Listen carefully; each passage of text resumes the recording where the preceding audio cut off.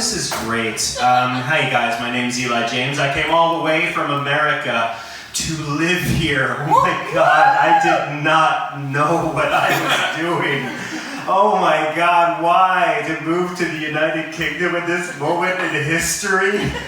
Whew, it's a little scary out there. I had moved over for a relationship. Love clouded my thinking. I didn't know I was being lured into entering a failed state.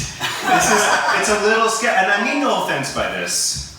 I feel like I moved to a second world country. You know what I mean? Like, it's definitely not the third, but it sure as hell doesn't feel like the first. You know what I mean? Like, everyone's walking around looking very scared. There's no ambulances, there's no nurses, there's no fruit and veg. Leeks cost £4 each, and everything's closed. The first thing I would tell a fellow American who's thinking about moving over here, I'd be like, bro, just a heads up, everything's closed. Very little is open.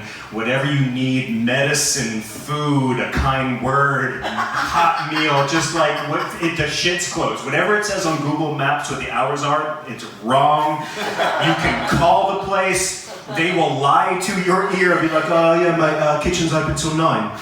It's not true. You will get there and have your feelings crushed. It is just whatever you need for the next 3 years, I say bring it with you. You know, milk, bread, warmth, dignity, just pack an extra bag. You can't get it here. But I will say, there are many things I like about living in Britain.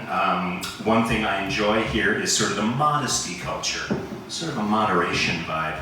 Because back in America, you know, it's like, it's all about winning is everything, go big or go home. If you're not the best, you're a fucking loser. Here it's like, you don't have to go all the way with anything. You can just go kind of halfway. In fact, half measures are encouraged here. Like, you could go upstairs and order half a beer, and they have to give it to you. In America, you order a beer, you gotta buy the whole thing.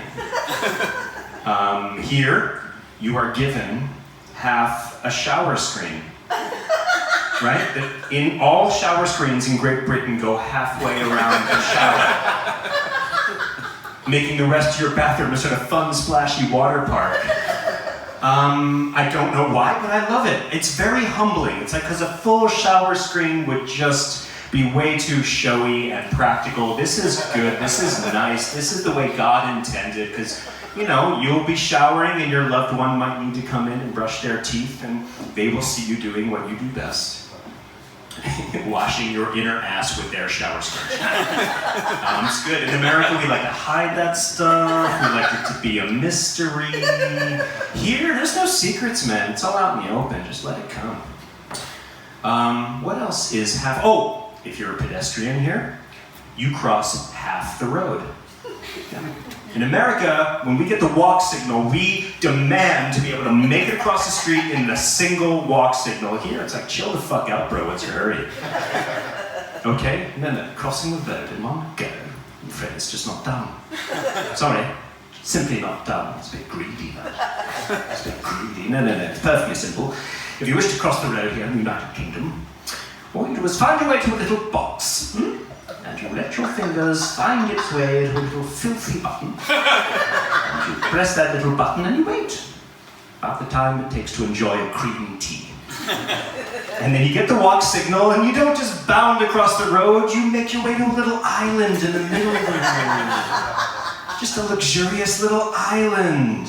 And you chill out, you take a little stroll to the other end of the road, it's like, oh, what's this? Oh my God, it's another little box. It's like a treasure hunt, it's great. And you let your fingers stroke their way gently down to another filthy, virus-infested little button.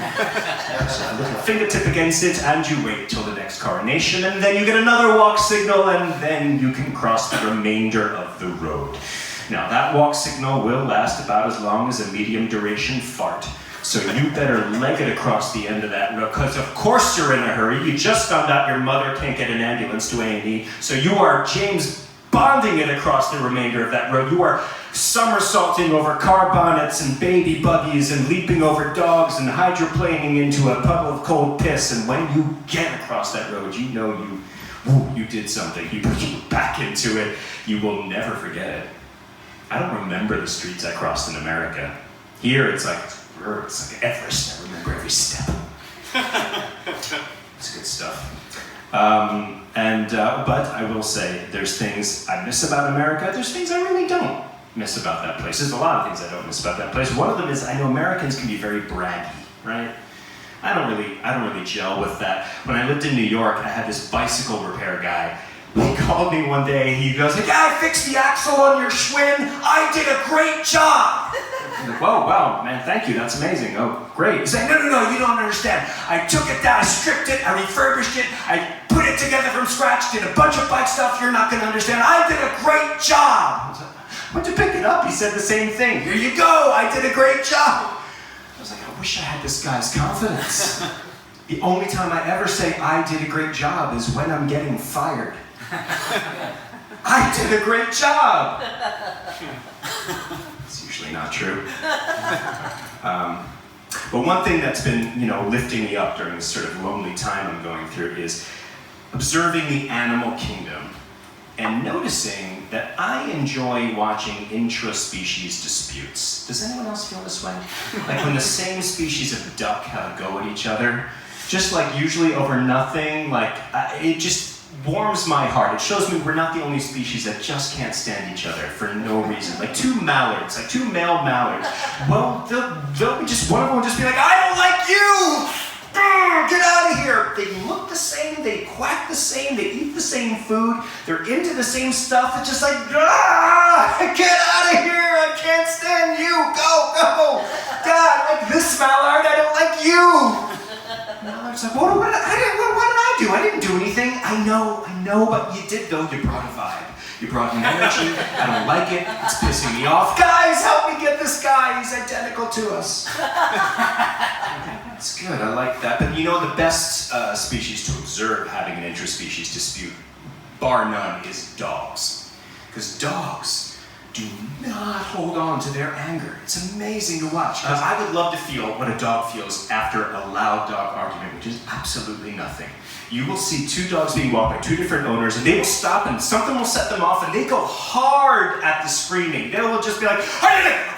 Get it! Fuck you! I don't like it! You yeah." And then eventually the owners sort of pull them away, and it's like nothing happened. Their emotional life has not been impacted at all. They are just right away. "I'm gonna sniff this thing over here. Life is fine. What's around the corner?" Unbelievable, no sense of trauma. There's no moment when dog stops its owner's like, wait, sorry, can we stop for a second? Was I the asshole? I don't think I was, but maybe I overreacted. He was yelling at me on the street, bringing all of his issues to the table. You know what, I don't know if I feel like walking right now. You go ahead. I think I might call my sponsor. I have not blown up at another dog like that since 2017, and it feels like a setback.